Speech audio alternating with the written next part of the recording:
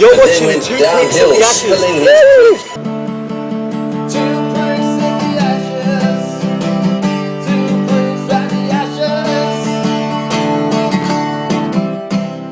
Two Pricks at the Ashes, Two Pricks at Adelaide Oval. That's it, man. Game over, man. Game over, man. Game over.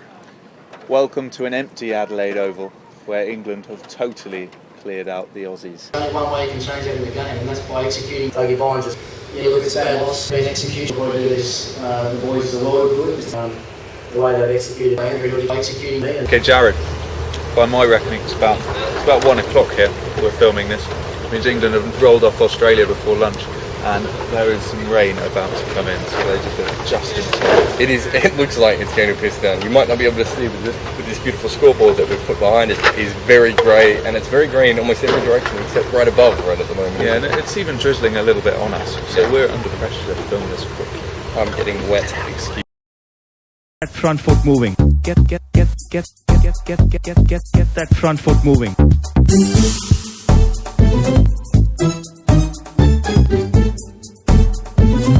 Now starting a little bit of aggression.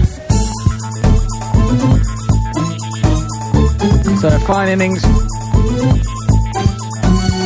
That's a wonderful shot. Beautiful timing. That's a wonderful shot. No real power or timing. That's a wonderful shot.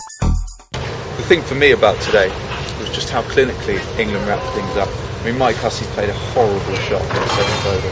That was amazing, wasn't it? It was this weird sort of semi-scoop, but he just hit it straight up in the air, and Finn's the leading wicket taker of this series. And he's also the leading charity in Australia, I think, at the moment. Yeah, Finn has got very lucky with some pretty rank short balls. I mean, that wasn't too bad, but I think Hussey was a major error of judgment. Stuart Broad, we found out earlier today, is ruled out for the rest of the series.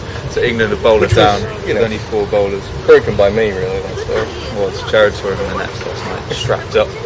A lot of people, Jared seems to be strapped up. So. I don't know what that means. Well, he got the first wicket, obviously, and then Anderson got their second wicket of the day, didn't he? Got Haddon out. And then Swan cleaned up the rest. So, like I said, Swan needed some help. He needed some help, but once he got into that order, he went through it. Sun's still out nice and bright out there at the moment, so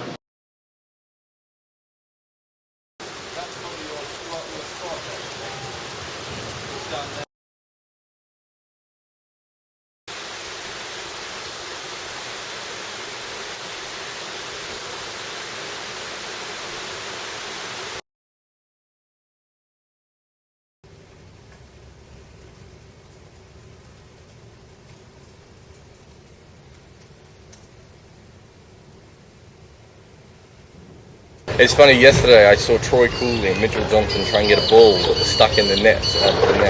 They spent about 25 minutes doing that. That was almost longer than Australia lasted today. It was a pretty meek surrender, really. Graham Swan bowled well, and realistically, when Hussey had gone, you never thought Australia were going to last till lunch, and as it happened, they didn't. I thought the only interesting thing really to come apart from that was Ryan Harris getting done for a king pair, both with pretty news and referrals. What do you think about that? It was very interesting, wasn't it? I feel sorry for the guy. Had he been on the other side of both referrals, he might have been not out on both occasions. But shit happens. Have we won? Yes. Did Swanee take any? He took 5. That's the first innings win against Australia since 1986-7. That's awesome. Brody's out of the tour. I've been doing that all morning. Absolutely unbelievable. England 1, Australia 0 in Australia in the Ashes. Awesome. Bring it on. Hold your pass up. Who are you? I think I'm David Hobbs from The Guardian, but I've had a very, very busy morning. I'm not quite sure. What's the Swan song again?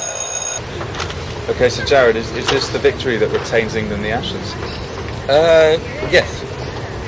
Obviously not technically. No, yes. Do you think it is? Yeah, I can't say straight. Oh, so they need to win 2 from 3 now. Well, they really need to win 3. Because if they win 2 from 3 and England wins one of the other ones, they're fucked. So the chances are they can't play for a draw. So they really need to win all 3 from here on in, and they can't do that. Not this side, not right at the moment. Okay, so I'm not saying they won't win a test, I just don't think they're going to win enough to win the Ashes. So replacements coming in. Also found out today Simon Katic is unlikely to take any further part in the series. So I think he's unlikely to ever play Test cricket again. Do you think? Yeah, I think at 35 or whatever he is, I think this might have been his last series anyway.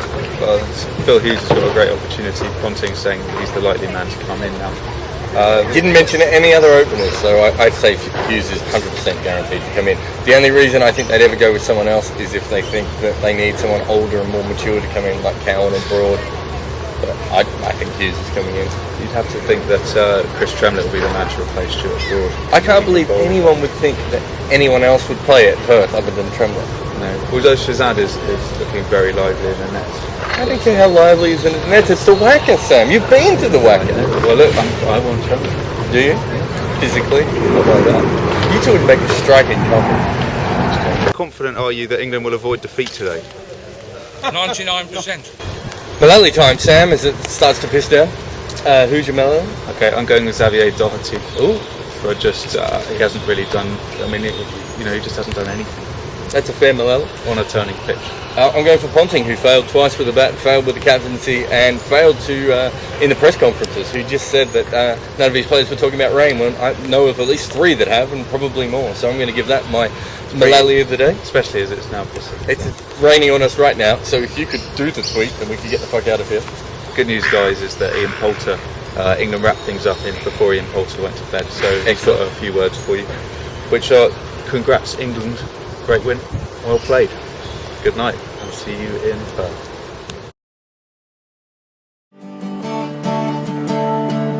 England in Australia, history of failure. Two bricks in the ashes, two bricks at the ashes. 3, 2, 1, go. Have we won? Go back. You blew your line. Well, I wasn't, expecting you to be so good.